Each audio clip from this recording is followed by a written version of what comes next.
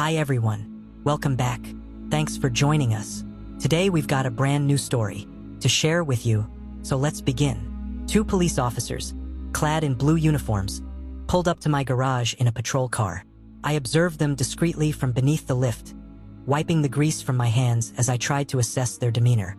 It struck me as odd to see police officers so cheerful. However, their expressions darkened as they approached. After confirming my identity, they delivered unsettling news. Something had happened to my wife, Kate. She was in the hospital, but they couldn't provide details. I instinctively moved to leave, but they intercepted me, pressing for information about my whereabouts over the last 3 hours. I assured them I had been at the garage all day and suggested they confirm with my mechanics, Mike and Pete. Apologetically, I admitted to sneaking out for 10 minutes around 11 in the morning to grab coffee for the team. One officer questioned Mike and Pete while the other jotted down the name of the coffee shop I had visited. Then he asked to see my truck. Without hesitation, I led him outside. He meticulously inspected the vehicle before finally allowing me to leave for the hospital. Arriving at the hospital, my heart pounded as a staff member explained Kate's injuries: the severe blood loss, the emergency surgery, the transfusions. My concern deepened when I noticed the doctor's peculiar half-smile as he delivered the grim news. It felt unprofessional, even inappropriate. As I left, the same two officers intercepted me again, seeking further answers. We sat in the hospital cafeteria, nursing cups of coffee as they probed into my marriage. I explained that Kate and I had been married for 8 years. She had worked as a successful attorney, always wanting children but waiting until she was established in her career. A month ago, she had quit her job, intending to take a break before pregnancy. A final stretch of freedom before committing to years of motherhood. Then came a question that caught me off guard. "What can you tell us about John Barton?" I frowned. "I don't know anyone by that name." They exchanged glances but offered no explanation before walking away. Trusting my team to close the garage for the night, I drove home, only to find forensic scientists and a detective combing through the house. The detective introduced himself, summarizing what they knew before repeating the same questions the officers had asked, with one addition. "There are a few drops of blood in the downstairs bathroom. Any idea how they got there?" I shook my head. "No idea." Then I fixed him with a steady gaze. "Are you looking at me as a suspect?" He exhaled, offering a vague reassurance. "We have multiple leads. My colleague is speaking with Mrs. Barton." The name struck a chord. John Barton. Who is John Barton? I pressed. The detective hesitated before apologizing. "I can't disclose that." As they left, confusion gnawed at me. I went upstairs to my bedroom, staring at the scene as if seeing it for the first time. That morning, around 10 a.m. at work, my thoughts had drifted. Thoughts of closeness. Nothing unusual. They say men think about intimacy an average of 67 times per waking hour. After a month of near celibacy, I was certainly above that average. Kate's sudden disinterest had been noticeable. Mood swings, boredom, exhaustion. I chalked it up to her transition out of work and the looming reality of motherhood. I didn't pressure her. I knew that her life was about to change completely, and fear was a natural response. But that morning, I decided to rekindle what we had lost. Spontaneity, passion. I informed Mike and Pete I'd be out for a while and planned to surprise Kate at home. Pete asked if I could test drive a car he had just serviced. I agreed, taking a quick spin before heading home. Excitement drained the moment I saw an unfamiliar car in my driveway. A visitor. Frustration flared, but I still held on to hope. Maybe it was a friend. Maybe they wouldn't stay long. Entering the house, I called out Kate's name. No answer. Then I heard it. A sound no husband should ever hear. My entire body went cold. My hair stood on end. The unmistakable sounds of pleasure drifted down from our bedroom. My hand instinctively went to my phone. At the garage, I always recorded videos when clients brought their cars in. A precaution against false damage claims. That same habit kicked in now. Heart hammering. I climbed the stairs, pressed record, and nudged the door open just enough to see Kate, a man I didn't recognize. Our bed. A raw, primal rage coursed through me, but I forced myself to turn away. I could end this man's life in an instant. Instead, I collapsed against the hallway wall, breathless and shattered. They were oblivious to my presence, lost in their act. I wasn't sure how long I sat there, paralyzed by betrayal. But eventually, the sounds of pleasure faded, replaced by hushed conversation. It was just as painful to hear. I needed to think. I needed distance. Treading quietly, I slipped downstairs and sank into the sofa, away from the sights, the smells, the lingering echoes of treachery.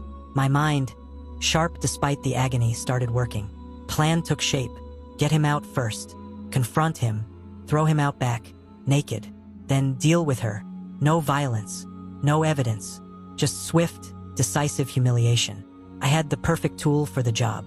2 years ago, in the Army Reserve National Guard, I'd been assigned to clearing military vehicles. That's when I came across a stun grenade, a non-lethal device designed for hostage situations. A blinding flash of 8 million candles, a deafening blast of 170 decibels. It could temporarily incapacitate anyone in its vicinity. I retrieved it from my workshop, made a quick modification by adding a rope loop, and returned to the bedroom. I didn't bother staying quiet this time. Moans drifted through the door, hand tightening around the grenade.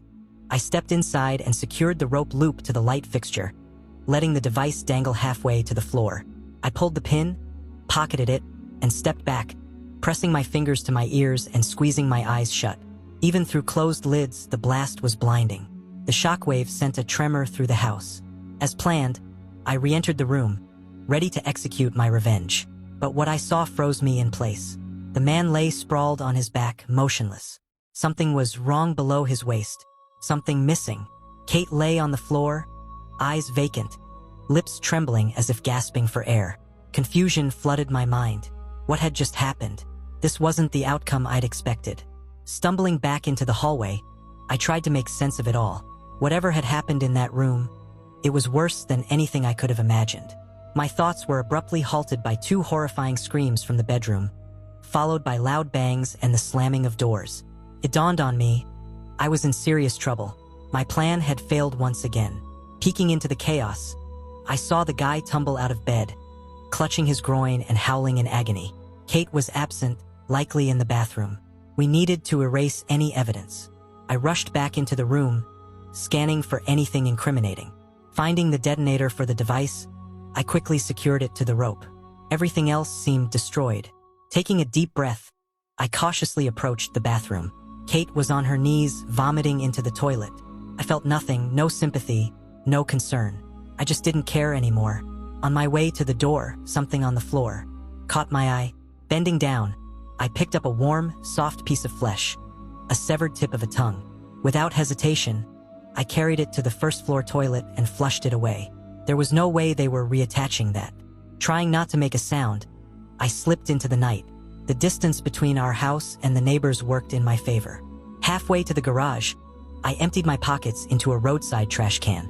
10 minutes later, I was back in my small work garage, breathing heavily, my mind racing. I called Pete and Mike, my dirty, oil-stained employees and trusted friends. They arrived quickly, alarmed by my tone. Before they could react, I asked them to vouch for me for the last 45 minutes. Their answer was immediate. Of course, boss. But I held up a hand. Wait, before you agree too quickly, hear me out. I warned them that what I had done was serious. Once you know, you might not want to be involved. I don't even know what charges I could face. Maybe jail time. I changed into my old overalls, rubbing an oily rag over my hands and face, preparing for the inevitable police arrival. Then I told them the story. Mike was the first to crack. He tried to hold it in for 15 seconds before bursting into laughter. That set Pete off, and soon all 3 of us were howling. It took a full 5 minutes to regain composure. With firm handshakes and promises of support, they returned to work. Over the next hour, spontaneous laughter echoed through the dingy rooms of the garage.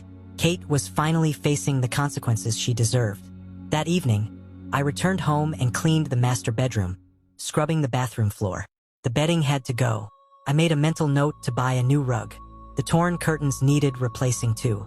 I kept busy to avoid thinking, but the constant phone calls and knocking at the door made it impossible.